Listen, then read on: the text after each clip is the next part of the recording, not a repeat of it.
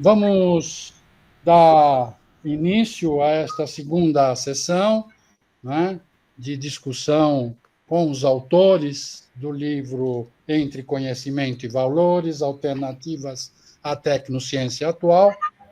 Né? Nesta sessão, nós vamos tratar dos textos, né, da Natália Manzoni, a Epistemologia Feminista de Dana Haraway, e a Ana Teresa Reis da Silva, que é o Diálogo de Saberes, Justiça Cognitiva. O título é diferente, eu estou abreviando só para dar, né, uma indicação do texto.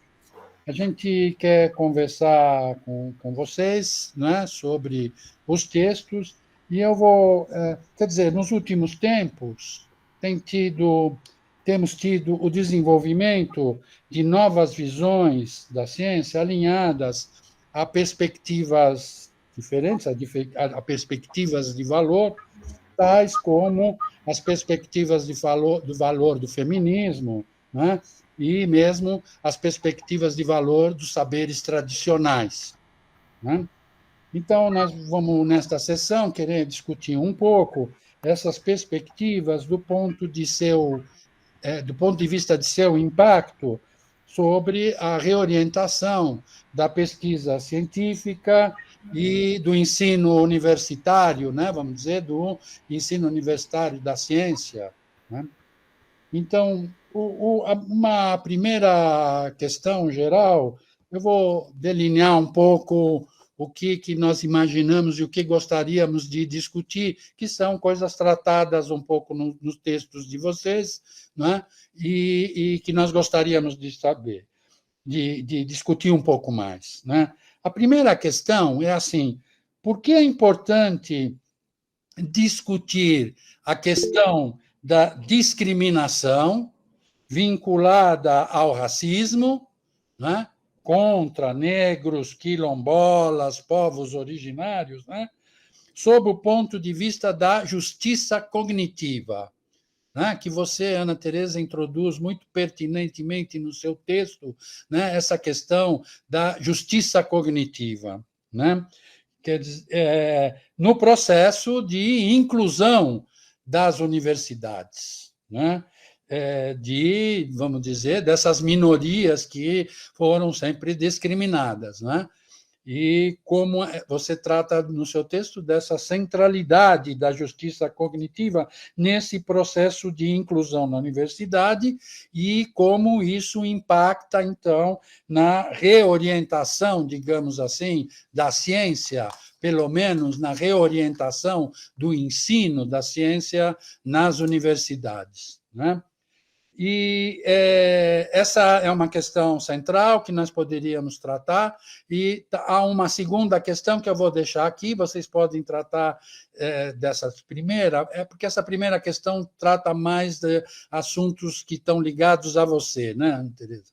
Então, eu queria também discutir, nós gostaríamos de discutir como a crítica da decolonização e do eurocentrismo permite a convergência entre a perspectiva de valor feminista, né, e a perspectiva de valor dos povos originários com relação exatamente à justiça cognitiva. Tá? Então, assim, duas questões bem gerais para que vocês possam, né, tratar disso, e depois nós podemos fazer mais, abrir e fazer mais questões, ou ver algum desdobramento, se for o caso. Tá bom? Então, acho que nós podemos começar com você, Ana. Agora sim, sim, claro, podemos começar comigo, sim. Tá. E a gestão do tempo é como? Assim, para cada uma dessas perguntas? Não, digamos, você pode usar 15 minutos, Ok. Fique à vontade, tá bom? Tá Né? ótimo.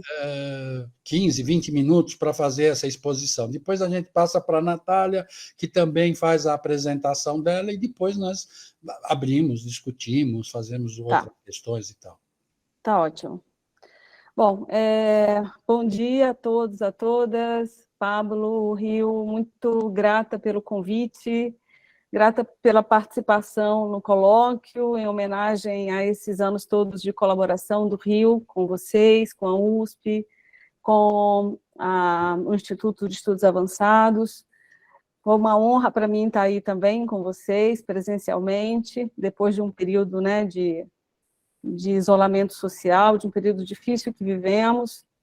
Para mim também foi uma forma de renovar a colaboração, que para mim foi pessoalmente muito exitosa com vocês em 2013 e 2014, no âmbito do projeto temático.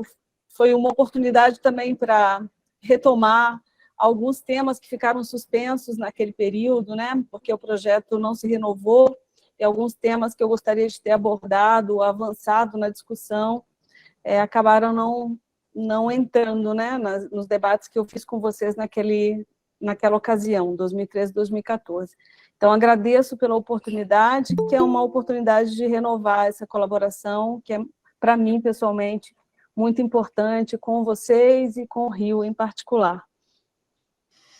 Bom, não sei se todos me conhecem um pouquinho, mas eu venho da Amazônia, estou há 14 anos trabalhando na Universidade de Brasília, então acho que é muito importante dizer que meu locus de enunciação é muito posicionado. Eu venho de uma comunidade tradicional, venho de uma comunidade ribeirinha, e tenho buscado estabelecer uma conexão muito forte entre esse pertencimento corpo geopolítico, né, da minha origem, com aquilo que eu faço na universidade. E nesse período que eu estou na Universidade de Brasília, eu tenho trabalhado diretamente com povos e comunidades tradicionais, né, em pelo menos três projetos. Um deles é o mestrado em sustentabilidade junto a povos e territórios tradicionais, é uma iniciativa que o Pablo e o Rio tiveram a oportunidade de conhecer, estiveram na Universidade de Brasília, dialogando com os estudantes que fazem parte dessa iniciativa, os estudantes que naquela época eram estudantes, que estavam se formando no MESPT.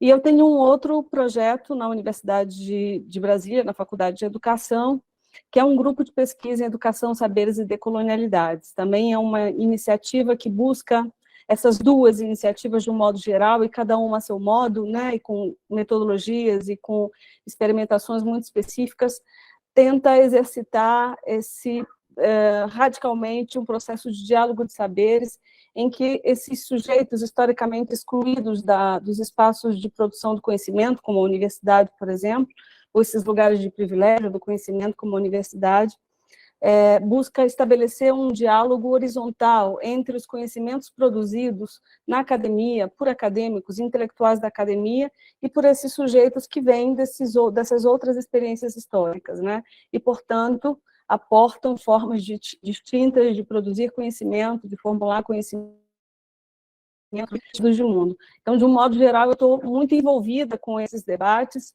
com isso que a gente tem chamado de decolonização da universidade por dentro, quer dizer, de criar caminhos, metodologias, possibilidades de abertura da universidade para outros conhecimentos, para outras cosmovisões, outras filosofias. E o processo de democratização da universidade brasileira, um processo que todo mundo conhece, não vou repetir, porque eu acho que todo mundo sabe muito bem como se deu essa história. Há mais ou menos 20 anos, as universidades públicas brasileiras começaram a implementar uma política de discriminação positiva, ou as ações afirmativas, a partir de 2002, visando assegurar a presença desses sujeitos historicamente excluídos da universidade, né, ou a entrada deles nesses espaços. E isso resultou numa política pública de Estado, que são as políticas de cotas, recentemente, inclusive, atualizada, na semana passada, atualizada e aprovada novamente no Congresso Nacional. E essa política de ações afirmativas tem, de fato, modificado muito a cara da universidade. A universidade tem se tornado um espaço cada vez mais plural, com presenças negras e indígenas, quilombolas e de povos tradicionais cada vez mais forte, uma presença cada vez mais que se percebe numericamente, mas não apenas, né? Se percebe também pelas demandas e pelas agendas que esses grupos começam a estabelecer, estando aí na universidade, buscando espaços de renovação e arejamento da universidade, do ensino, da forma de produzir conhecimento. Então, há, de fato, uma democratização da universidade para esses sujeitos, e aí é sempre importante lembrar, né, as universidades no Brasil sempre foram muito brancas, né, e há mais ou menos 20 anos atrás, essa mudança de rumo, de postura, a partir de uma política pública, tem, de fato, criado um ambiente com presenças que foram historicamente excluídas desse espaço.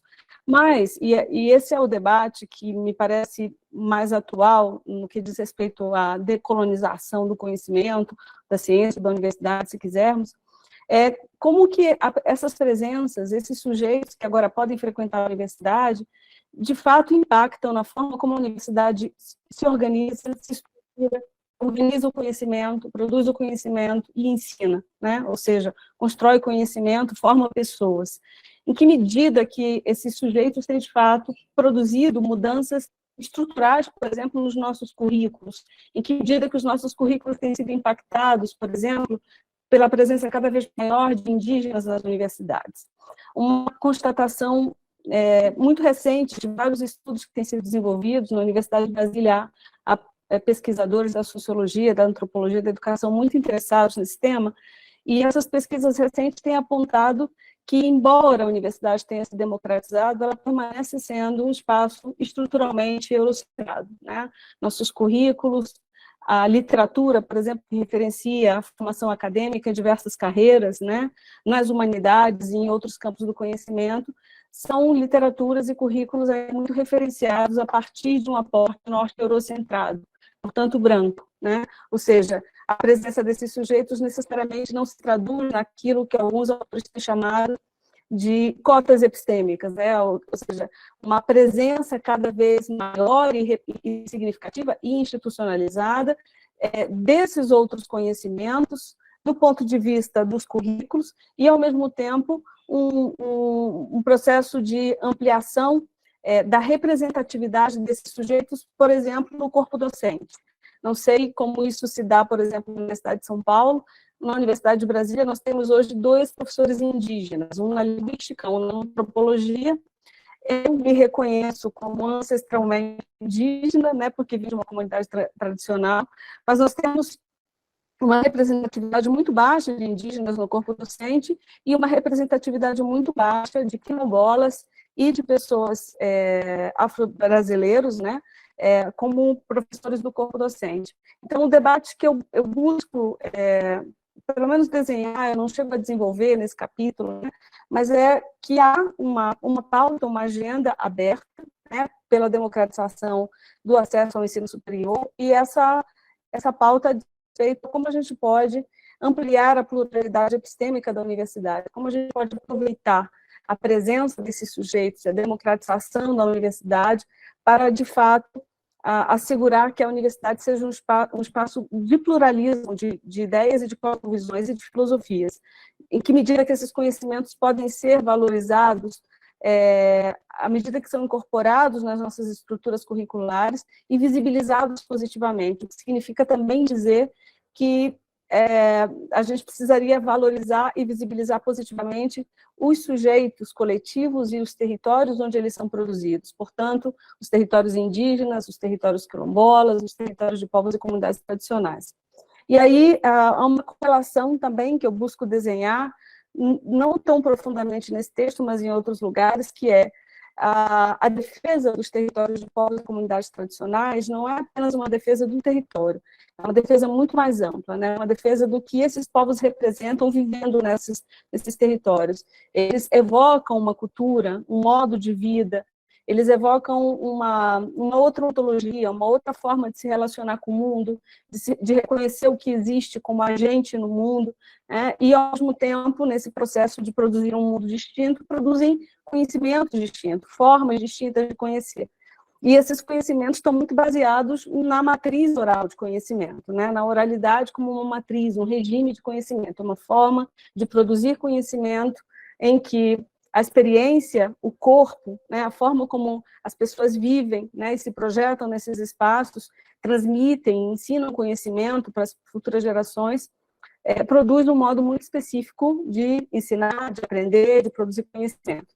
Então, a defesa dos territórios tradicionais hoje ela está muito mais ampliada por essa dimensão epistêmica, se a gente pode dizer, que é reconhecer esses territórios, esses sujeitos como sujeitos produtores de conhecimento, mas também reconhecer esses conhecimentos como conhecimentos que são valiosos para os problemas contemporâneos que temos. E um deles, todos nós conhecemos muito bem, é essa enrascada civilizatória, né, que o colapso climático, que esse novo regime climático sobre o qual nós já estamos submetidos, nos coloca. Nós temos uma série de desafios para pensar de que modo que a gente adia o fim do mundo, né, como diria o Ailton Krenak, e certamente esses povos, em razão da forma como se relacionam historicamente, ancestralmente com a natureza ou com seus territórios de vida, nos oferecem caminhos, nos oferecem pistas muito valiosas sobre que medidas, que atitudes, que políticas, que outras formas de habitar o mundo são possíveis a partir da forma como eles habitam o mundo, ou como eles coabitam o mundo. Então, eu acredito que, de fato, a gente tem uma oportunidade rara, né? Há uma convergência muito rara, né, de vários acontecimentos que nos permite pensar que a democratização da universidade pode reorientar o ensino, pode reorientar a ciência, como o Paulo pergunta, à medida, claro, que se abre para essas outras formas de ensinar e essas outras formas de produzir conhecimento, que significa efetivamente uma mudança, um viro muito mais radical do que meramente discursivo, né? A gente precisaria de políticas públicas, a gente precisaria de uma mudança estrutural nas universidades, na composição, né, da representatividade da sociodiversidade brasileira, na composição dos pesquisadores, dos intelectuais, dos professores que compõem a universidade, mas também dos conhecimentos, dos rolos de conhecimento que podem compor e fazer parte da formação das pessoas na universidade. Eu não sei quanto tempo eu falei, mas como esse tema tem muita conexão com o seguinte, né, com a outra pergunta que o Pablo fez, eu paro por aqui para não monopolizar demais a palavra, eu passo para a Natália e depois eu retomo algumas questões quando for comentar a segunda pergunta. Obrigado, Ana. Então, passa para a Natália. Natália, você. Certo. Bom, pessoal, muito obrigada pelo convite, é um prazer poder estar discutindo isso, em particular com a presença da Ana e também do Leice, claro. Fiquei muito contente de ver na edição do livro a sequência entre os dois textos, eu acho que existe um diálogo interessante entre os dois, e como a Ana discutiu mais essa primeira questão da justiça cognitiva, vou então me atentar mais à questão entre o feminismo e a decolonidade, né? Que diálogo que existe. Só para esclarecer um pouco o contexto do meu artigo, a minha trajetória de pesquisa é centrada na Donna Haraway, né? Em particular no Manifesto Ciborgue. Então minha discussão não está tão centrada na questão epistemológica, mas existe esse artigo em particular, Conhecimentos Situados, da Donna Haraway, que é bastante interessante para abordar um lado mais epistemológico e que fatalmente a minha dissertação também perpassa, né? Quando a gente fala de tecnologia, com frequência a gente está inserido numa lógica de tecnociência, com frequência discussões estão inseridas dentro da filosofia da ciência também. E, bom, o contexto da conferência do Leice foi uma oportunidade, então, de olhar para a Donna Haraway de um ponto de vista mais da epistemologia e discutir um pouco com o Leice no sentido de abordar alguns aspectos, né? Inclusive a questão da pós-modernidade, entender um pouco dentro dessa ideia do feminismo que a Sandra Harding traz, né? Dessas três vertentes, o feminismo empirista, depois o feminismo perspectivista, ou do standpoint, e o feminismo pós-moderno da ciência, entender um pouco em que medida a Haraway pode ser compreendida como pós-moderna, que significaria essa certa pós-modernidade dela. E já respondendo, então, um pouco a pergunta,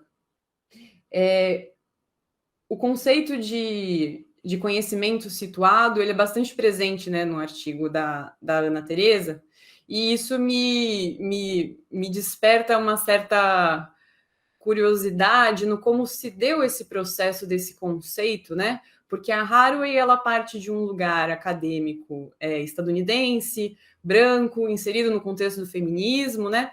E quando a gente vai para o artigo da Ana, a gente já percebe toda uma autonomia, parece, né? De certa forma, desse conceito que foi vastamente explorado e mobilizado no sentido de, inclusive, trazer mudanças de ordem mais prática e efetiva politicamente, né? Como toda essa questão do acesso à educação, da legitimidade desses conhecimentos. E é interessante pensar que, de alguma forma, o feminismo pode ter contribuído, apesar de um outro enfoque, pode ter contribuído para essa discussão decolonial, né? É interessante pelo artigo da Haraway, porque ele se volta ao próprio feminismo, em particular ao feminismo perspectivista, como objeto de crítica, porque ele não encerra o feminismo em si mesmo e ele expande, de alguma forma, a discussão num sentido de poder abarcar outras formas de conhecimento que talvez o feminismo, dentro da sua busca muito centrada na questão da mulher, não estivesse olhando tanto na época. Ou enfim, ainda que estivesse olhando sob uma perspectiva muito específica do que é esse tipo de feminismo. Um feminismo branco, principalmente oriundo do norte global, né? Então, eu fico contente até de ver essa sequência de textos, porque parece que a Haraway, dentro desse feminismo, ela conseguiu olhar algo de problemático ali, que talvez não estivesse sendo tão percebido, e que contribui para, talvez até sem perceber muito claramente, sem mobilizar conceitos como o do colonialismo, contribui para que o discurso decolonial tenha alguma certa referência, tenha alguma fecundidade ali. Ainda que a decolonialidade tenha se desenvolvido numa linha diferente e que tem uma localização geográfica também muito importante, distinta, eu acredito que se você tem autores nesse universo do norte global que mobilizam conceitos que podem ser frutíferos para que a decolonialidade também se desenvolva, eu acho que é uma confluência importante, né? E um pouco do olhar que eu proponho nesse artigo é que autoras como a Haraway, ou mesmo o Latour, tem tido um pouco desse papel dentro desse universo mais tradicional, né? Apesar de dentro de uma pós-modernidade, mais tradicional num sentido dessa contemporaneidade, né? De ser principalmente branco e do norte global. Eu acho importante que esses autores estejam mobilizando essas discussões também. Eu acredito que elas sejam importantes para que fortaleça conquistas que depois vão ser legitimadas, de certa forma, para que um espaço seja legitimado dentro desse ambiente que é dominado por essa perspectiva. Então, nesse sentido, a confluência que eu vejo entre o feminismo e a decolonialidade, ela tem na figura da Haraway uma certa ponte, claramente junto com outros autores, que a própria Haraway também mobiliza, né, como a Bell Hooks e a Sheila Sandoval, isso desde os anos 80, 90, dentro do contexto dela, né, norte-americano, mas que já trazem um pouco desse movimento. Então, eu acredito que é isso. Essa crítica interna ao feminismo acabou propiciando conceitos que dialogam com a decolonialidade, tanto é que a Haraway acaba sendo, principalmente com esse artigo dos Saberes Situados, uma referência importante em alguns contextos de autores e autoras decoloniais.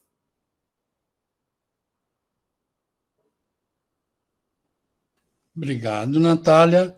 Você quer retomar, Ana?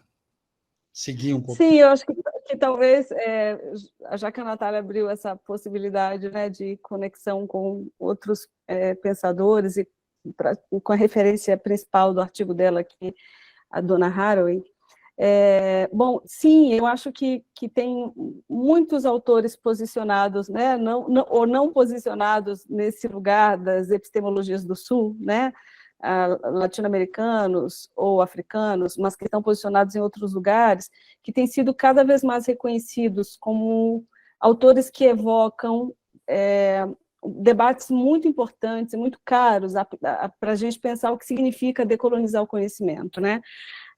No caso desses que você cita especificamente, né, o Latour e a Donna Haraway, me parece que eles estão aí, por exemplo, mobilizando e reconhecendo a agencialidade de outros sujeitos, né, não humanos, periféricos, né, desses sujeitos que também coproduzem o mundo, né, e coexistem no mundo, mas que foram sistematicamente colocados num lugar de invisibilidade ou de subalternidade, que precisam ser reposicionados num lugar central, se a gente quiser reconstruir o nosso pacto civilizatório. Então, a gente precisaria, de fato, reconhecer esses outros sujeitos, trazê-los centralmente para um debate, ampliando a diversidade, ampliando, claro, o coletivo de sujeitos que compõem, né, que produzem esse mundo, e, ao mesmo tempo, ampliando a diversidade epistêmica desse mundo.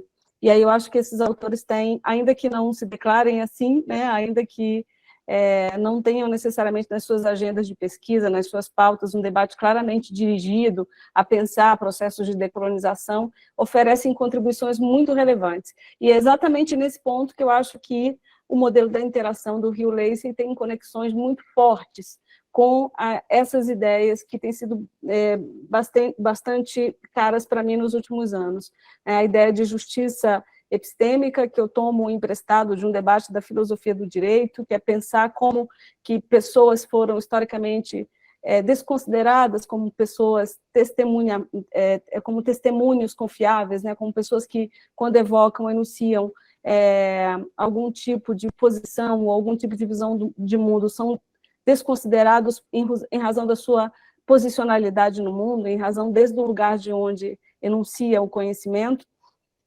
E também me parece que o modelo da interação abre possibilidades para a gente pensar formas de educação intercultural no ensino superior e pesquisa intercultural no ensino superior, porque o pressuposto do Lacey, do ponto de vista do diálogo de saberes, é reconhecer de princípio que existe legitimidade nesses outros conhecimentos, né? Ainda que eles precisem, por exemplo, passar por uma análise das suas validades empíricas, ainda assim há o pressuposto, e há uma abertura nesse sentido, de que é necessário reconhecer a validade desses saberes, né? E reconhecer que eles operam com outros protocolos. O fato de não operarem com os mesmos protocolos da ciência formal não significa que eles estejam, a priori, descartados como conhecimentos válidos, né? Então, seria necessário aproximar esses regimes de conhecimento, colocá-los em diálogo e permitir que eles possam reconhecer suas zonas de contato, e aí estou usando um termo do Boaventura, né, a ideia de zonas de contato, essas zonas de aproximação que nos permitem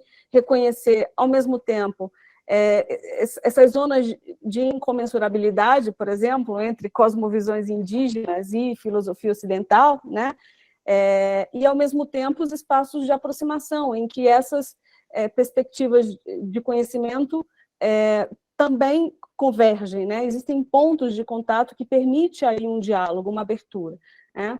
Então, me parece que pensar o modelo da interação como uma teoria, né, como um processo de teorização que nos permite sustentar, argumentar em favor da valorização dessas outras ciências e dos sujeitos que os produzem, coloca, para mim, pelo menos, o modelo da interação nesse campo amplo também de decolonização do conhecimento, né? É uma contribuição teórica que vem da filosofia da ciência, que nos permite ampliar o leque de argumentos, de autores, de conceitos, visando um processo mais profundo, um debate mais profundo sobre o que significa decolonizar a universidade, o conhecimento, a ciência. Nesse sentido, em certo sentido, então, quer dizer, o valor da justiça cognitiva passa a ser central, né, para que haja um diálogo dos saberes. Não é? Quer dizer, não haveria a possibilidade de diálogo se eu não considero o outro saber, né, do mesmo nível, se eu o desconsidero, se eu considero de menor valor. Né? Tá certo? Então, A justiça cognitiva fica, o valor, né, da justiça cognitiva é central nesse processo, não é? Exato. Não, com certeza. Ao mesmo tempo, também, bom, isso depende de uma... São camadas, né, do mesmo debate, né? É claro que o reconhecimento desses outros saberes, né, o reconhecimento testemunial, por exemplo, de uma comunidade indígena, né, de que essa comunidade, quando fala, né, sobre a natureza, quando fala sobre o seu território, está falando com legitimidade, né, porque tem uma experiência histórica que sustenta, né, esse conhecimento, tem uma coletividade e um conhecimento produzido a partir daí que sustenta esse conhecimento. Isso também pressupõe que uma disposição, né, de quem faz ciência, no caso dos professores, dos intelectuais, dos cientistas acadêmicos, de, antes mesmo de poderem ter elementos para, por exemplo, sustentar a validade empírica de um determinado saber indígena para um determinado fim, né, partir do pressuposto de que esse conhecimento precisa, de partida, ser reconhecido como um conhecimento legítimo, né, independentemente das possibilidades que ele evoque, porque é algo que depois pode ser testado, né? Mas o pressuposto é que toda a comunidade, né, todo povo, toda cultura, tem uma forma muito própria de existir no mundo e, portanto, esse modo próprio de existir no mundo produz uma forma de produção específica, né, uma forma própria de produção de conhecimento que precisa ser, de partida, reconhecido. Essa abertura, né, que no texto eu chamo de humildade epistêmica, né, usando o termo de uma companheira que eu ouvi na Espanha uma vez enunciar, a ideia de que a ciência, a universidade, ou os cientistas se abrem à possibilidade de reconhecer a legitimidade e reconhecer a potencialidade epistêmica e cognitiva do outro, independentemente de quem seja esse outro.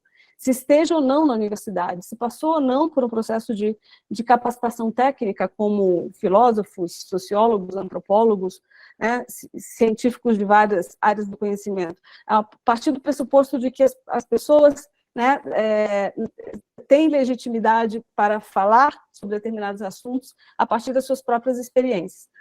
Então, esse é um pressuposto que me parece um desafio enorme, porque a gente tem uma estrutura, uma sociedade, uma universidade organizada a partir de uma ideia de legitimidade do conhecimento, né? Quem tem legitimidade para dizer determinadas coisas, isso está instituído, né? Está instituído no nosso imaginário, existe um imaginário colonial que define, né, a autoridade do conhecimento de determinadas áreas, né, de determinados temas, e a gente reproduz isso sem mesmo saber que está reproduzindo, né? E mesmo quando luta contra isso, a gente pode estar reproduzindo essa mesma hierarquia. Então, assim, é um desafio enorme, parece uma coisa bem pontual, mas é um desafio enorme a gente construir um outro imaginário que parta do pressuposto de que essas outras coletividades, essas outras sociedades têm conhecimento que precisam ser, a priori, reconhecidos como legítimos, né? Independentemente de eventuais pesquisas, estudos que possam vir a comprovar o uso prático de um determinado conhecimento em um campo ou outro, né? O pressuposto é que esses sujeitos são legítimos conhecedores, né? Como as pessoas que vêm da universidade. Muito bem, ótimo. Bom, a gente vai desdobrando, tem várias coisas que a gente poderia desdobrar, né? Quer dizer, como estabelecer... Eu vejo há uma certa dificuldade em estabelecer um diálogo, digamos, entre conhecimento científico, né, enunciativo, logicamente estruturado na enunciação, etc., né? Vamos dizer assim, um conhecimento escrito, né? Enquanto os saberes tradicionais é um saber oral, transmitido oralmente, né? E, portanto, bom, tem uma enunciação de tipo diferente, não é? Ele está muito mais ligado, vamos dizer, a um teste de tempo, né? de uma transmissão oral milenar, não é? Que serve de base para a sua, vamos dizer, a sua base empírica, né?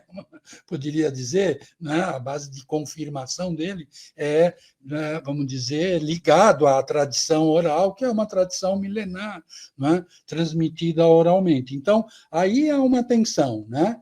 Uma tensão entre um conhecimento, né, descritivo ou enunciativo e escrito e um conhecimento que se enuncia oralmente, né? Você tem tido experiências desse tipo? Quer dizer, percebe essa tensão, né? Por exemplo, no mestrado lá com os indígenas e tal? Sim, sim, e talvez, acho que é interessante falar o que eu estou fazendo aqui no México, né? Eu vim conhecer uma universidade que foi criada recentemente, em 2019, que chama UACO, Universidade Autônoma Comunal de Oaxaca, que é uma universidade nascida da experiência indígena, e que ela é oficialmente reconhecida pelo Estado mexicano, faz parte da estrutura das universidades mexicanas, mas funciona, né, ou se organiza do ponto de vista do conhecimento a partir de uma outra lógica. Então, o conhecimento de partida das carreiras que compõem a formação nessa universidade são os conhecimentos que estão orientando as vidas em comunidades. Essa universidade, por exemplo, não tem uma sede física, ela funciona nas comunidades. São 16 centros universitários funcionando dentro de comunidades indígenas aqui no estado de Oaxaca, e aí funcionam nos espaços coletivos, nas escolas, nos centros de convivência de cada uma dessas comunidades. E é impressionante perceber, eu estou ainda tentando compreender como isso se dá radicalmente, mas é impressionante perceber como eles partem da própria experiência, no caso, no campo da agroecologia, eles têm um profundo conhecimento por conta das milpas, né, esses roçados de maíz que são centrais na estrutura mesomérica, nas sociedades mesoaméricas. Então, eles têm um conhecimento ancestral sobre milho, né, e a produção agrícola deles é toda baseada nesse conhecimento ancestral, e são sistemas agroecológicos, profundamente agroecológicos, né, que estão aí vivos e sendo adaptados historicamente há milhares de anos, né? Então, eles sempre partem disso que eles já conhecem profundamente e consideram como ciência, nesse sentido de um conhecimento, não no sentido moderno, mas talvez no sentido de um conhecimento organizado, estruturado, né? De um conhecimento que é passado de geração em geração, que é uma metodologia na transmissão desse conhecimento, no como ensina esse conhecimento para os jovens, para as crianças. E, em determinados momentos, quando eles observam que é necessário algum diálogo com os saberes produzidos a partir de outras ciências, como a agronomia, por exemplo, com a agrofloresta, por exemplo, eles abrem um diálogo com pesquisadores, com textos, com literatura que vem desses outros territórios de conhecimento, né, como a universidade, por exemplo. Mas aí sempre uma tensão permanente. Eu não acho que a gente consiga se livrar dessa tensão. Acho, inclusive, que essa tensão é muito profícua, né? Porque esse tensionamento, essas fricções nos permitem perceber, né? Justamente aquilo que pode ser espaços de colaboração profícua e aquilo que ainda é muito difícil, né, de conciliar, né? Como, por exemplo, a forma como uma comunidade indígena mixteca aqui do México, por exemplo, se relaciona com os espíritos, né, que habitam os bosques, né, e que papel esses espíritos têm nas milpas, né, que papel que eles têm, por exemplo, na produção do milho. Os agrônomos não conseguem alcançar essa dimensão da espiritualidade na produção de maíz, mas esses povos não conseguem tirar a espiritualidade dos seus processos produtivos. Nesse ponto é um ponto, por exemplo, que não se avança o diálogo, né? Mas em outros se avança muitíssimo, porque há pesquisas muito sofisticadas, já produzidas na área da agronomia, na área da agrofloresta, da engenharia florestal, que também permitem esses povos renovarem as suas formas de produzir, suas formas de manutenção, né, e de atualização dos seus sistemas produtivos. Então, existem aqui, essas questões estão muito claramente posicionadas, né, e elas são assumidas muito claramente também pelas pessoas que estão envolvidas no processo de construção dessa universidade. Na Universidade de Brasília, eu mencionei o diálogo que o Rio Leite travou com o Lucas Manchineri, que é um indígena do povo Manchineri, lá do extremo Acre. E eu acho que o Rio lembra, né, porque também teve a oportunidade de dialogar com o Lucas, e o Lucas era um estudante, é uma figura que nos faz perceber assim, com muita radicalidade o que significa o encontro desses mundos, né? Quando, a primeira vez que ele chegou no curso, ele disse: esse lugar é muito estranho, Brasília, né? A cidade é muito estranha. E eu perguntei para ele: por que você acha essa cidade muito estranha? Porque as árvores não falam. As árvores aqui não falam comigo, eu me dirijo a elas e elas não respondem, né? Então, é uma figura que está operando com uma outra lógica, né? Que está entrando, né, nesse mundo, na sociedade hegemônica, no mundo ocidental, a partir de uma outra racionalidade, e se relacionando com essa outra racionalidade radicalmente distinta da dele, né? Então, o tempo inteiro, essas tensões também estão presentes na própria experiência formativa desses estudantes, porque eles estão lidando com textos, conceitos, literatura, formas de dizer, formas de pensar o mundo que não fazem sentido nos seus próprios mundos. Ainda assim, existe uma abertura, né? E uma curiosidade, isso é muito interessante, uma curiosidade pela forma como o outro pensa, a forma como o outro organiza, né, o conhecimento. Essa abertura, ela é muito mais perceptível nesses outros povos do que no mundo ocidental, a gente sabe, né? Existe uma arrogância tremenda, né, da universidade, da ciência em relação a esses outros saberes. Então, tem uma resistência que precisa ser quebrada do outro lado, né? Precisa abrir mais para que esse diálogo possa ter mais espaço, possibilidade de acontecer.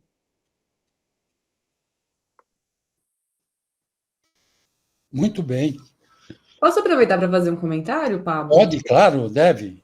Não, porque eu estou lendo o livro do professor Marcos Barbosa, né? Ele discute muito a questão da autonomia, e ouvindo agora a fala da Ana, me veio essa questão da autonomia no contexto da obra do professor Marcos, e das principais discussões dentro da filosofia da ciência. A gente tende a pensar na autonomia muito dentro da questão da ciência básica, né?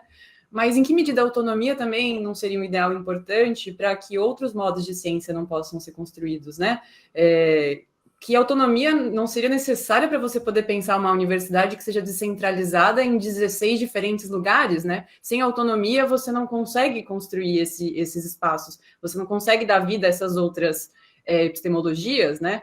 Então, pensei isso assim um pouco agora, que o conceito da autonomia pode ser expandido também para essas questões, né? Marcos, o que você acha? Você está sem som.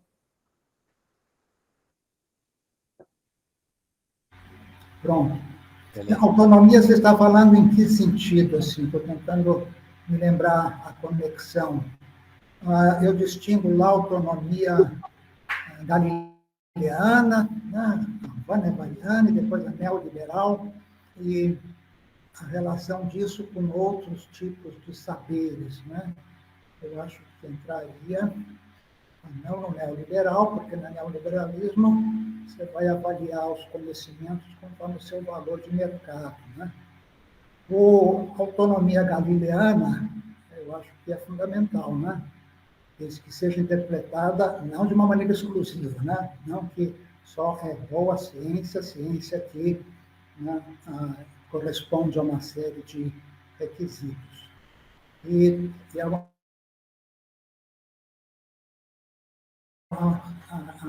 também eu acho que é muito deslocada para a questão da prática, da aplicação, né?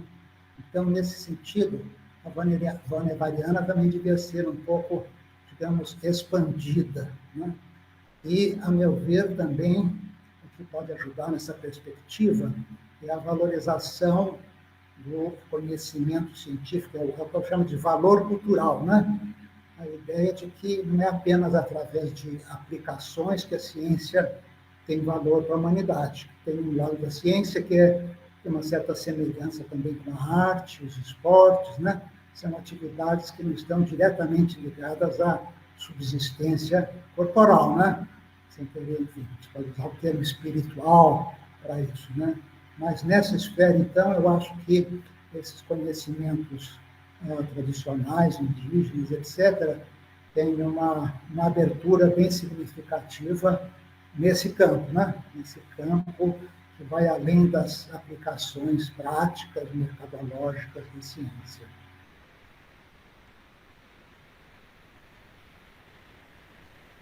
Mas, aproveitando, se eu puder, uma pergunta para as duas palestrantes, que é assim. Vocês usaram, né, várias vezes o termo descolonização, decolonial, coisas assim, né? Então, a minha pergunta é, tomando um desses termos, né, como base, se aplica também a outros cognatos, né? Mas, no caso, decolonização. A pergunta é, vocês aceitam também a variante descolonização? E, caso contrário, caso aceitem, haveria alguma diferença entre decolonização e descolonização? Bom, não sei se fica evidente a minha preocupação, é que eu tenho um pouco um quê do Policarpo Quaresma, né? Então, eu tenho uma aversão a anglicismos, né? Francesismos, assim. Então, eu acho que por que em português não falar descolonização, né? É muito mais natural, né? Em inglês, que você tem a partícula de no começo da palavra, né? Em português é sempre desindustrialização, desmatamento.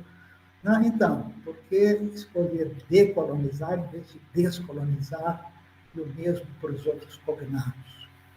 Uhum. Bem, eu estou me referenciando muito pela aposta que esse grupo Modernidade e Colonialidade, né, que é um grupo... Vocês estão me ouvindo bem? É que, para mim, o vídeo está muito ruim, né? Acho que está fraca a minha internet, mas vamos lá. Eu estou me referenciando muito por esse grupo de pensadores intelectuais que, desde 1992, tem tentado construir uma coletividade de argumentação em torno de uma revisão crítica, não sei se revisão crítica é o termo adequado, mas de uma crítica, né, à modernidade e colonialidade. E esses autores têm adotado, a partir de 2008, 2009, mais ou menos, 2010, uma proposição que foi feita pela Catherine Walsh de usar decolonizar sem S, né, para fazer a distinção ao termo descolonizar, e assim também fazer distinção contra o que, né, estamos nos posicionando. O descolonizar, nesse caso, está sempre remetendo aos processos de independência, né, e aos processos de ruptura com uma estrutura de poder colonial que permaneceu, né, ao longo da história, mesmo a partir e depois dos processos de independência. A decolonização sem S diz respeito a como que a gente combate as heranças do colonialismo, que não são mais colonialismo no sentido estrito do termo, né, mas são estruturas de poder que permanecem, como o racismo, por exemplo. O racismo é uma invenção colonial que, mesmo depois da colonização, permanece, mesmo depois da escravidão, permanece.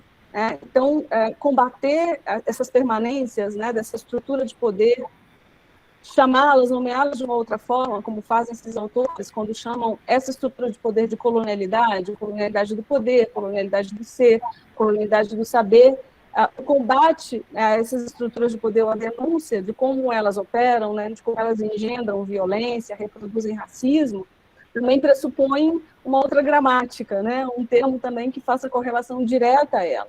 E o decolonizar sem o S, portanto, faria o enfrentamento dessas colonialidades, dessas permanências do colonialismo que assumem outras formas, inclusive dentro de sociedades de Estado-nação, né, e de sociedades supostamente democráticas, como o Brasil e outros países latino-americanos.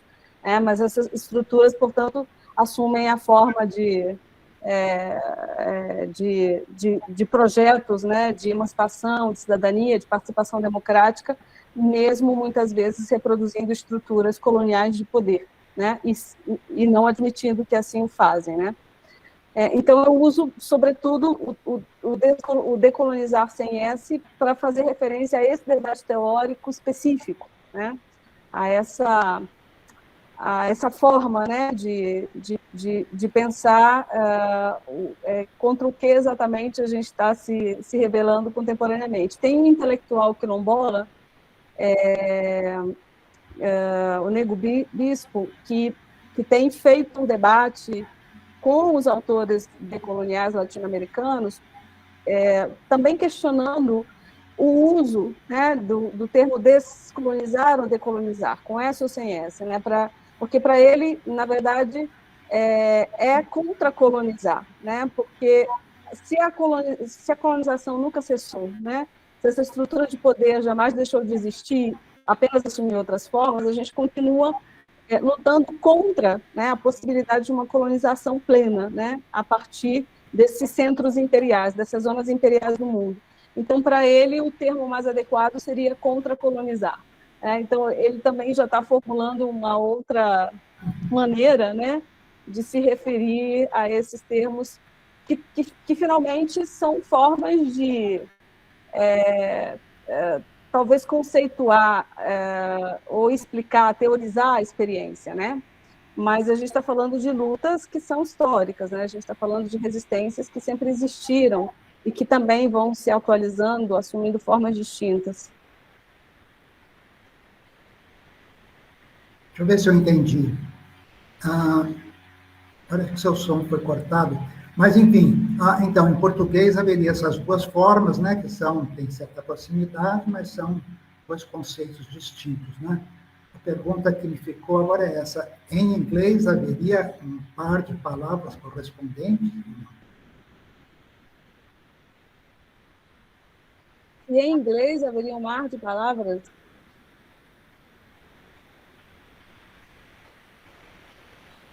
Vocês estão me ouvindo? Não, agora sumiu a voz. Eu estou ouvindo muito chiado e meu vídeo está muito instável. Talvez se você pudesse escrever... Ana, o seu vídeo está instável, mas o seu som chega bem. Tá, eu não ouvi o que o Marcos falou, eu não entendi a pergunta do Marcos, na verdade. Vou fazer uma outra tentativa. A pergunta é se em inglês, né, resumindo, se em inglês há um par de palavras como agora, digamos, está estabelecido em português, né? Em português, decolonizar, descolonizar.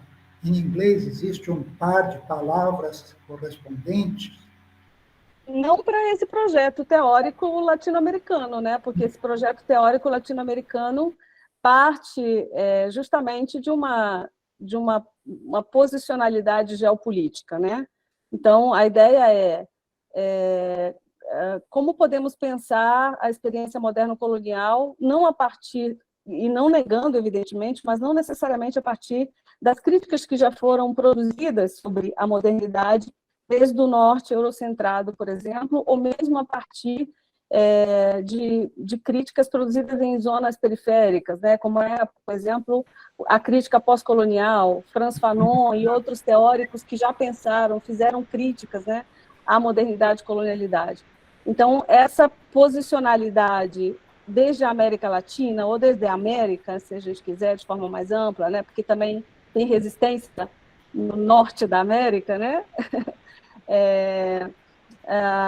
essa posicionalidade, essa crítica a partir dessa posicionalidade geopolítica reivindica para si também reconstruir termos, né, que evoquem esse lugar de enunciação. Então, decolonizar para fazer frente à colonialidade são termos que têm sido mobilizados, sobretudo, por esses pensadores. Não conheço, pelo menos não tenho conhecimento de autores anglo-saxãs que tenham produzido pares, né, para pensar esses mesmos conceitos com os sentidos que eles têm assumido no contexto latino-americano. Perfeito, obrigado. Estou bem esclarecido. Ótimo. Então, nós podemos abrir, eu acho que já tivemos bastante esclarecimentos e desenvolvimentos, né, dos assuntos aqui, tanto pela Natália quanto principalmente pela Ana Teresa, e eu abro agora para as pessoas que quiserem fazer perguntas, né, fazerem algum tipo de reflexão, questão, etc.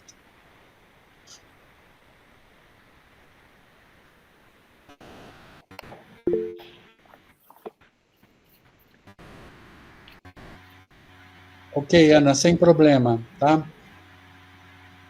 O professor Wilfredo levantou a mão. Sim, eu quero fazer comentário e levantar uma questão também.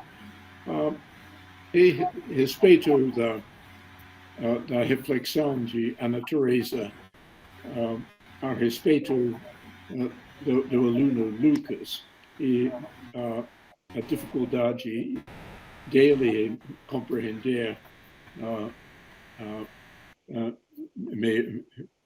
meu artigo e uma conferência que eu dei lá em Brasília. Para mim foi uma causa muito interessante.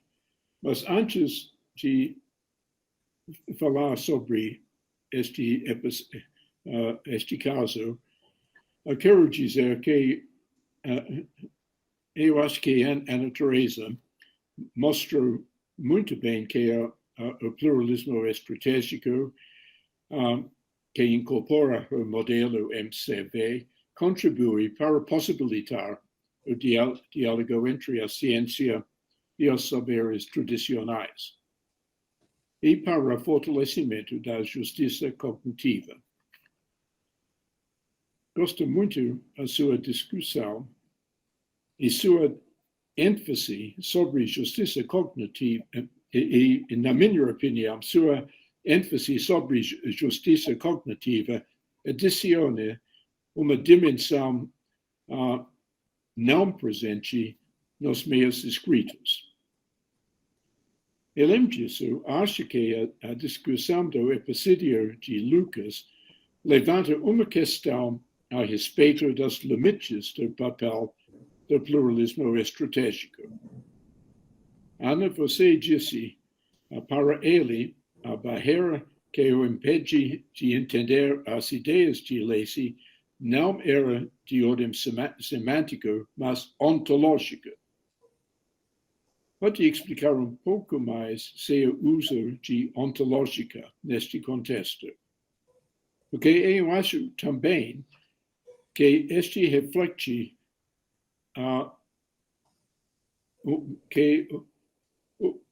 que ele reflete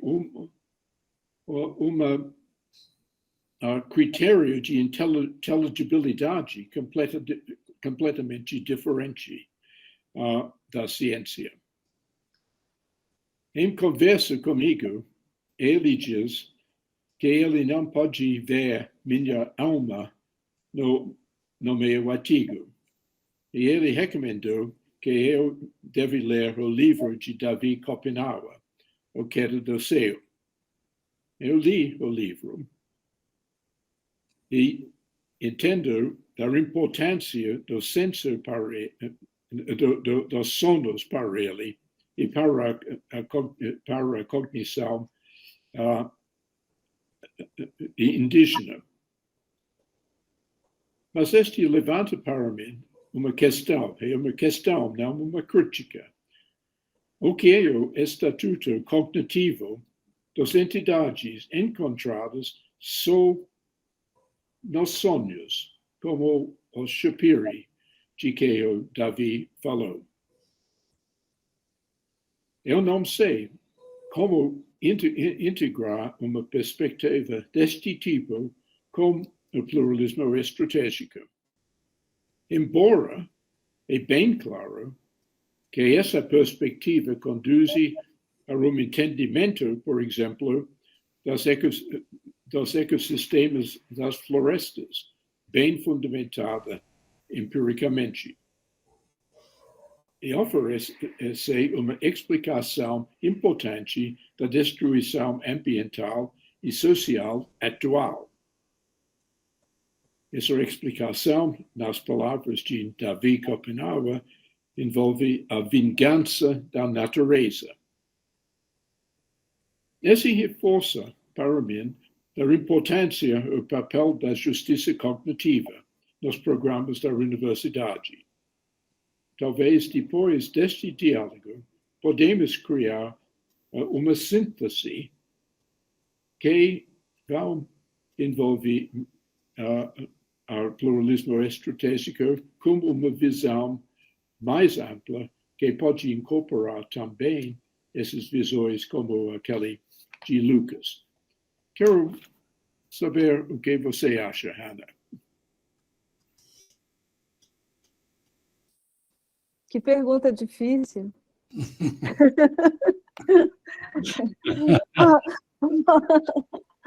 Muito difícil. Bom, eu acho que essa é uma agenda de pesquisa, né? A gente vai passar o resto da vida pensando sobre isso, escrevendo sobre isso, experimentando. Oi? Sim. Aqui estão vocês. Experimentando formas de aproximação possíveis desses mundos. Eu mobilizo ontologicamente distinto nesse artigo a partir de uma perspectiva antropológica, né? Imaginando, do ponto de vista da cosmovisão Manchinero, por exemplo, o que existe como agente no mundo. Para os Manchinero, como para os Yanomami, por exemplo, a gente não é apenas o humano, né? A floresta, o bosque, os chapires, e existem outras dimensões, como a dimensão onírica, onde o conhecimento pode ser acessado. Os Manchineres sonham, como os Yanomami, para tomar determinadas decisões, porque entendem que no sonho essas muitas dimensões do mundo, né? Porque o mundo não é feito apenas do mundo físico, povoado, né? Por seres físicos, mas por dimensões não físicas, né? Então, sonhar é acessar essas outras dimensões, é acessar seres que coexistem e que têm uma perspectiva muito especial do mundo, muito específica, tem acesso a determinadas informações que o mundo humano não tem. Então, quando eu digo que a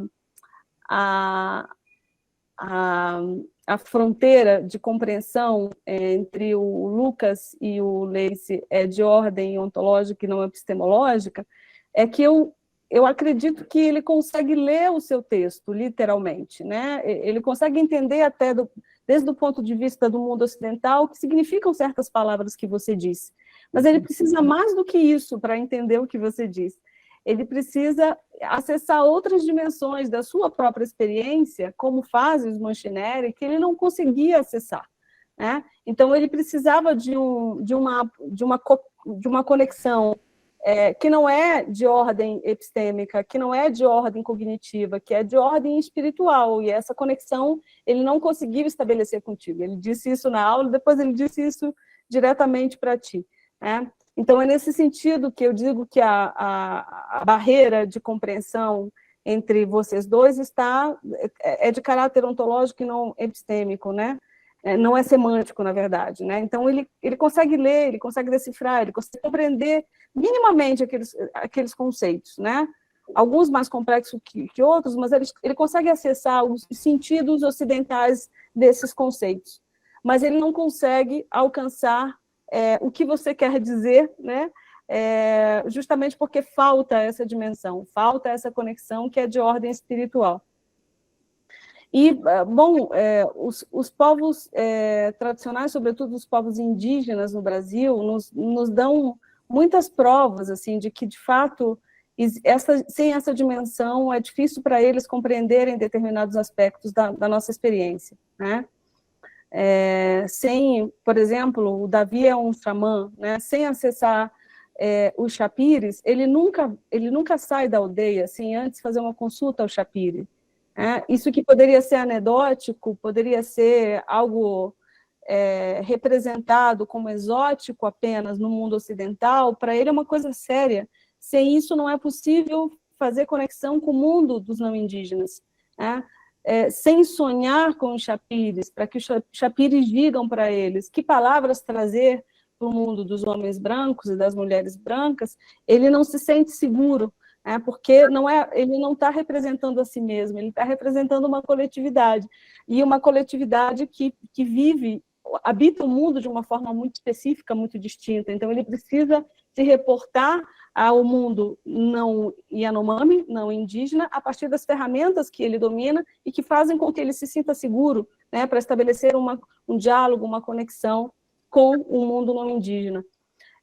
Então, essa dimensão que, de fato, para o mundo ocidental, muitas vezes, a não ser para os antropólogos muito interessados com esse tema, para o mundo ocidental é difícil de acessar, né? Como é possível, né, que essas dimensões tão abstratas e tão, muitas vezes, representadas de forma exótica, podem definir a forma como as pessoas se movem no mundo.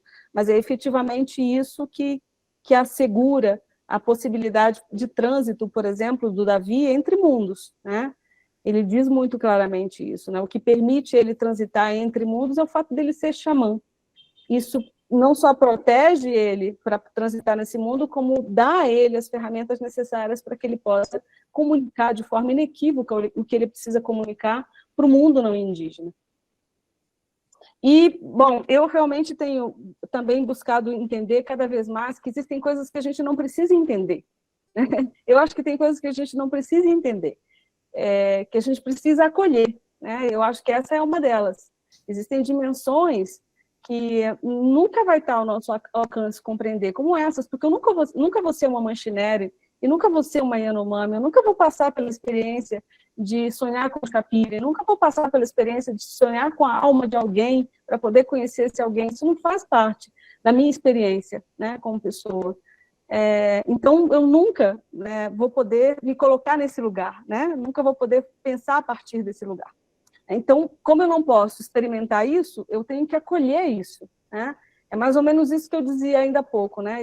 Existe um ponto de partida que parece fácil de ser enunciado, mas é difícil de ser exercitado, que é reconhecer de partida que essas outras coletividades, essas outras sociedades, esses outros povos produzem um conhecimento legítimo. E esse é o ponto de partida, a abertura necessária para qualquer diálogo.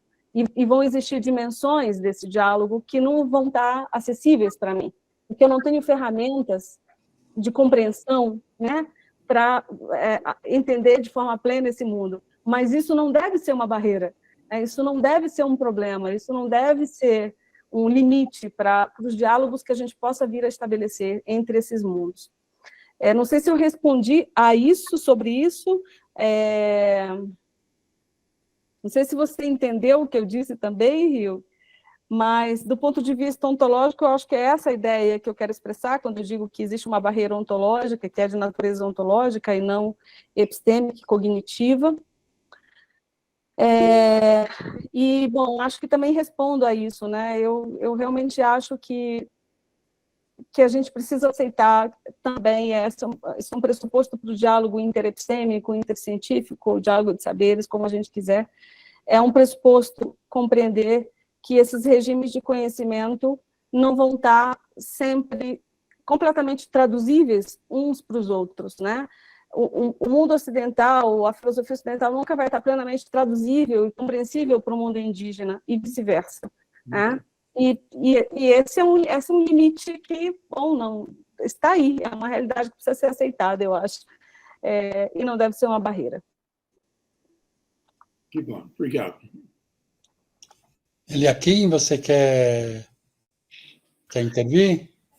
A minha pergunta tem um certo... Na verdade, é um comentário e tem um pouco relação com o que o professor Rio Fleiss disse, né? Que é pensar que a cultura, ela é, na verdade, uma espécie de filtro através do qual nós organizamos a própria realidade, né? Quer dizer, isso que o culturalismo norte-americano trouxe de grande contribuição para a antropologia, né, que a cultura não é só... É difícil estabelecer uma tradução entre culturas, porque, digamos que o indivíduo inserido na cultura, ele vê sempre através dela, e ele interpreta o mundo através dela, de modo que talvez isso não só... Quer dizer, isso implica, então, uma concepção de organização da própria realidade, né? Uma espécie de ontologia. Mas implica também, no fim das contas, justamente pela dificuldade de tradução, um outro tipo de inteligibilidade, né? Acerca da própria realidade, né? Quer dizer, é uma ontologia, mas é também uma outra inteligibilidade, né? E quanto maior o vão entre as culturas, maior, digamos, é a dificuldade de fazer essas aproximações, né? Não sei se que a Ana Teresa acha dessa interpretação que eu tive da fala dela.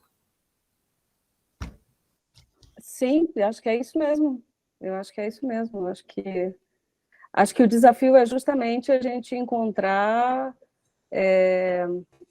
nessas impossibilidades de tradução zonas de contato, né, para usar o termo de novo do Boaventura, que nos permitam identificar onde esses regimes de conhecimento podem colaborar, em que pontos, né, esses regimes de conhecimento podem colaborar. E claro, eu acho que já há, assim, pesquisas muito sofisticadas e experiências muito sofisticadas de colaboração entre conhecimentos tradicionais e conhecimentos científicos, sobretudo no campo ambiental, né? O campo ambiental é um campo muito frutífero nesse sentido. Há um reconhecimento cada vez maior de que esses povos têm um conhecimento profundo sobre a floresta, têm um conhecimento profundo sobre o regime de águas, o regime das chuvas, né? E que esse conhecimento, por exemplo, que uma equipe de cientistas da academia levaria anos, né, 10, 15 anos para decifrar, para compreender, esses povos compreendem pela experiência, né, compreendem pela observação. Então, colaborar com eles, pelo menos do ponto de vista prático ou pragmático, se a gente quiser, representa uma economia de 10 anos de pesquisa. Então, assim, por muitas razões, é possível imaginar ou construir caminhos de interlocução e de colaboração. Eu continuo achando que, por mais exitosas e sofisticadas que sejam essas pesquisas, essas comunidades continuam sendo tratadas como informantes. E isso é um problema, né? Elas são informantes, elas não são sujeitos produtores de conhecimento, não são levadas a sério nesse sentido, né? Inclusive, os resultados das pesquisas, aí é um outro debate, né, sobre a autoria, né? A autoria, o resultado dessas pesquisas, os livros, os artigos que são publicados, normalmente mencionam essas pessoas como informantes e não como coautoras. Para mim, deveriam ser informadas como coautoras, porque já oferecem conhecimentos que são historicamente, ancestralmente elaborados, né? Que, claro, tem uma estrutura diferente do texto escrito, a oralidade, a experiência, mas pode ser inferido como um conhecimento elaborado, complexo, sistematizado, ordenado, lógico, né? Todas essas credenciais estão presentes na forma como esses povos pensam, como eles organizam o conhecimento, como eles vivem suas experiências e, portanto, produzem conhecimento. Então, ainda que a gente tenha avançado bastante e já tenha identificado muitos pontos de conexão e de colaboração possível, para mim ainda é sempre uma relação de subalternidade que se estabelece aí. Não é um diálogo simétrico de saberes. Talvez até a gente possa dizer que é dialógico, mas não é simétrico, né? Porque as autoridades de saber que estão aí sendo referenciadas não são, né, essas coletividades, essas comunidades, são sempre os cientistas. Então, acho que é preciso avançar nisso, né? Como que a gente assegura que esses povos e os seus conhecimentos associados à sociobiodiversidade, aos sistemas agroecológicos que eles manejam, pode ser valorizado e reconhecido de outra forma, né? Para a gente avançar mais nessa ideia de um diálogo de saberes. Ótimo. Obrigado pelas respostas. Mais alguém gostaria de fazer alguma questão? Nós estamos nos aproximando do nosso tempo, vamos dizer, né? Eu tenho uma pergunta para a Ana. Bom. Quer falar, Regina? Já que a gente está com pouco tempo? Eu vou fazer a pergunta, eu faço a pergunta rápida, aí você faz e qualquer coisa ela sintetiza, tá bom? Certo. Eu queria, da sua experiência aí no México e a sua experiência no Brasil também, saber o que você identifica de diferenças para que no México seja viável um projeto como esse que você descreveu, da Universidade de Oaxaca, e quais são os desafios que aqui existiriam para que esse tipo, não necessariamente esse, né, mas outros que de alguma forma representassem uma manifestação dessas epistemologias, dessas outras lógicas de produção de conhecimento, quais são os desafios de fazer isso aqui? Uhum. Sim, aqui, eu estou em Oaxaca, né? Oaxaca, assim como Chiapas, são 2 estados em que o processo de organização dos povos indígenas é extremamente radical, né? É impressionante como eles foram capazes, assim, de se organizar e fazer frente ao Estado-nação, ao Estado instituído, né? Então, o que aconteceu aqui em Oaxaca foi uma revolução em que os povos indígenas assumiram a governança dos seus territórios, né? Assumiram a autonomia e a gestão dos seus territórios, estabeleceram condições para um diálogo, eles estabeleceram as condições para um diálogo com o Estado, para uma colaboração com o Estado. Então, eles assumiram uma autonomia, para voltar ao termo que o Marcos usa, assumiram uma autonomia que os povos indígenas no Brasil, por exemplo, não têm, né? Os povos indígenas no Brasil ainda são muito tutelados, por mais que sejam, que a Constituição de 88 reconheça suas culturas, suas línguas, seus costumes, o direito à autodeterminação, o direito de gerirem seus territórios. Há limites para as liberdades que esses povos têm no Brasil, né? Inclusive, os seus direitos eles têm permanentemente que negociar com o Estado brasileiro, né? Significa dizer também estar refém do jogo político, como aconteceu com o marco temporal recentemente, que está aí em aberto, é uma tese em aberto, né? Ou seja, é um direito que está garantido constitucionalmente, mas que não é seguro, pode perder a qualquer momento pelo jogo político, né? E por mais forte que seja o movimento indígena, para mim o movimento indígena e o movimento negro hoje são os 2 principais movimentos organizados no Brasil, né? Mas há uma diferença muito grande em relação ao que acontece aqui, né? O Levante Zapatista, por exemplo, construiu uma forma de governança completamente apartada do Estado mexicano, e com o reconhecimento do Estado mexicano de que ali eles não vão meter o bedelho, eles não vão interferir na forma como os caracóis zapatistas se organizam seus processos de educação, eles têm suas próprias escolas, têm sua própria universidade, têm sua própria fonte de produção, né, de renda. Então, eles se organizam como sociedades complexas dentro do Estado mexicano, né, sem que o Estado interfira. Então, esse nível de autonomia tão radical foi o que permitiu a construção de uma universidade como essa, né?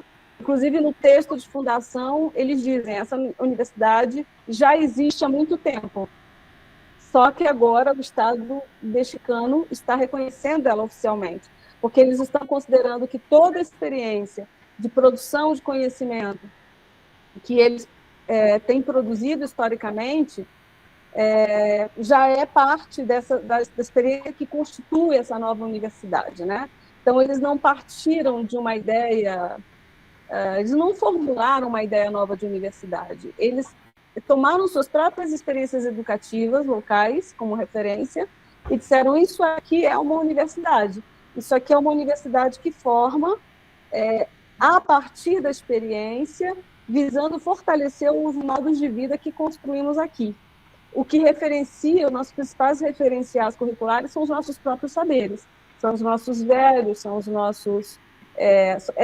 a sabedoria ancestral, são os nossos conhecedores. é a experiência, né, que a gente tem construído ao longo do tempo, e que, em muitos casos, está sistematizado. Acho que é importante dizer isso, né? Há muitos desses intelectuais que ajudaram a construir essa universidade que são intelectuais em trânsito, né? Transitam entre mundos, tiveram em universidades ocidentais, passaram por elas, voltaram para suas comunidades para fazer a crítica dessa universidade e para formular outras, né, ideias de como é possível construir uma universidade de fato voltada para a vida das pessoas na comunidade, para fortalecer o que elas são, como povo, como comunidade, né? E aí eu acho que a gente está não só muito longe disso, mas eu acho que o nosso caminho é outro. Eu acho que o caminho no Brasil é como a gente transforma a universidade por dentro. Por isso, quando eu digo que a democratização do ensino superior é uma oportunidade muito rara de transformação da universidade, eu estou falando disso, né? Assegurar que essa mudança da representatividade na universidade se transforme numa mudança epistêmica é o desafio que está posto, né? Como que a gente assegura que não seja apenas presença, né? Mas seja, de fato, a oportunidade de um ensino intercultural, de uma ciência intercultural, né? De colocar nas estruturas curriculares esses outros saberes, essas outras cosmovisões. Porque, por exemplo, por que a gente não aprende nenhuma língua indígena nas universidades? Isso é uma loucura, né? Nós temos 270 línguas no Brasil, mais de 270. Aqui são como 50 que eles identificam oficialmente, né? 50 línguas. Todas elas estão sendo ensinadas em alguma universidade. Em alguma universidade do México, uma dessas línguas está sendo ensinada. Em todas as escolas indígenas, as crianças aprendem primeiro na sua própria língua, depois no espanhol. O Brasil, por exemplo, assegura aos povos indígenas o direito à educação intercultural, educação escolar intercultural, mas é também um direito constitucional que não é aplicado. Há muitos povos, como os Munduruku, no Pará, por exemplo, que estão longe disso, Eles falam, a língua está viva porque eles falam, mas não porque a escola é um espaço de fortalecimento da língua. A escola é um espaço, na verdade, de reprodução de violência epistêmica, permanentemente, né? As crianças são permanentemente submetidas a um processo de representação negativa da sua cultura, da sua língua, do seu povo, do que são, tá? Então, acho que a gente está não só muito longe, mas eu acho que a gente fez um caminho histórico de resistência dos povos que nos leva para uma outra direção. A Celinha Chacriabá, por exemplo, fala de indigenizar a escola e a universidade. Há muitas intelectuais quilombolas que falam em aquilombar a universidade, aquilombar a escola, né? Então, me parece que o nosso caminho mais promissor é tentar construir essa transgressão por dentro, né? Fazer essas transformações por dentro. Marcos, você quer... Aproveitar esse tempo, é mais uma curiosidade. Então, o fato é que o líder, Ailton Krenak, foi eleito para a Academia Brasileira de Letras. Gostaria de saber como é que você vê esse tipo de evento e também como é que os indígenas veem, se isso é algo que eles podem entender ou se está numa faixa aí de intraduzibilidade.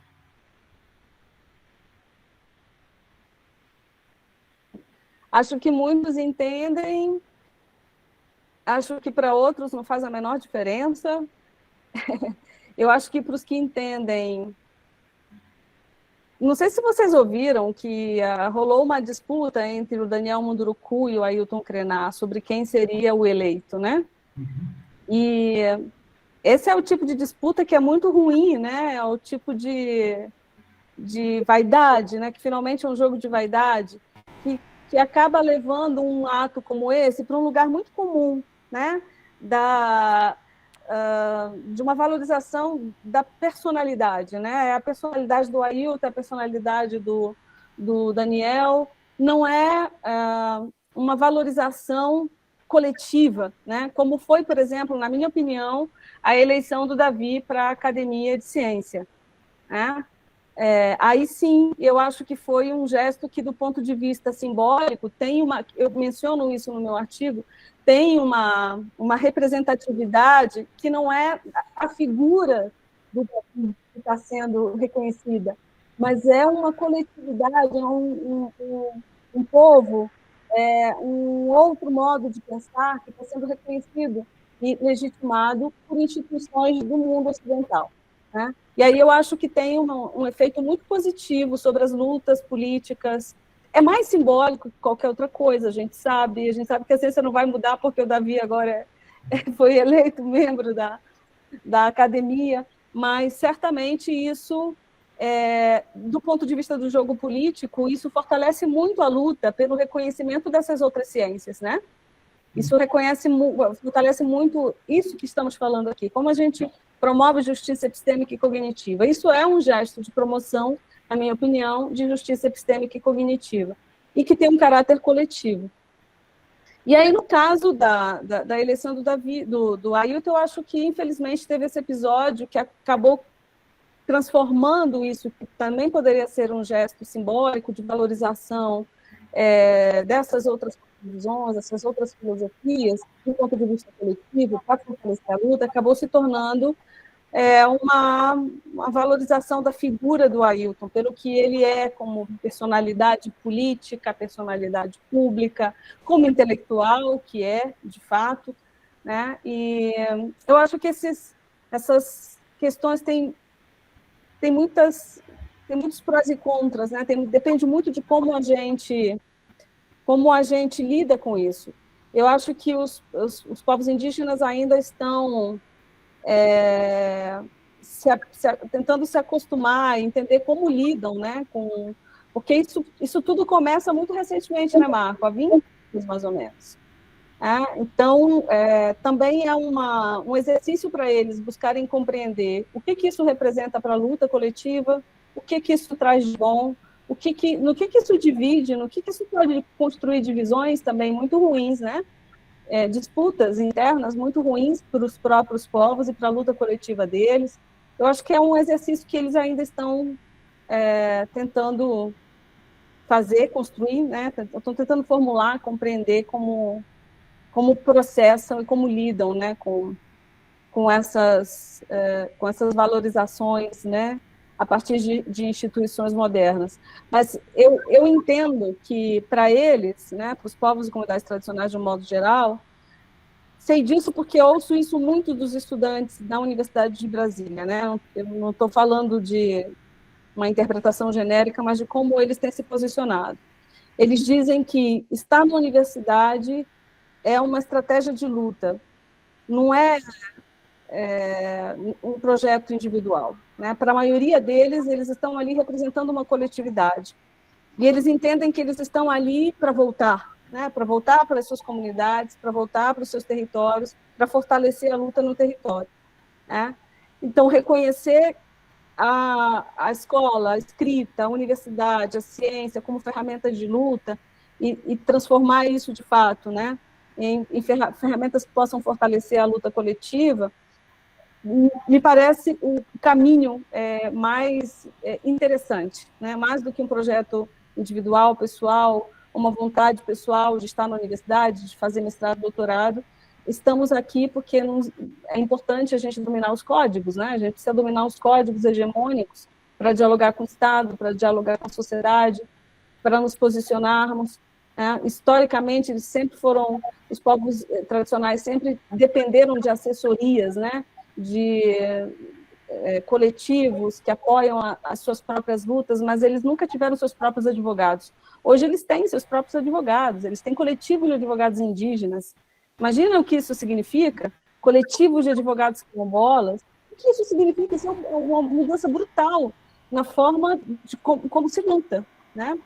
Que aí você não está tentando convencer o assessor jurídico de que o caminho é esse, você faz parte, né, do coletivo que está sendo afetado, por exemplo. Então, você compreende profundamente do que se trata, né? A luta é sua também, né? Então, isso muda muito a forma como essas comunidades têm se organizado, né? Fortalece muito os processos de organização coletiva. Desculpa, falei muito, perdão. Tá bom. Obrigado.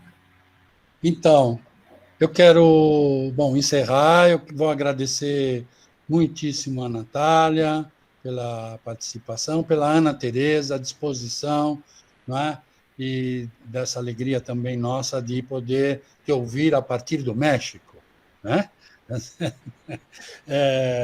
E também muito feliz de ter conseguido publicar o nosso trabalho e ter tantos textos bons, né? E que avançam, né? no conhecimento, tá certo? E no projeto aqui do pluralismo, né?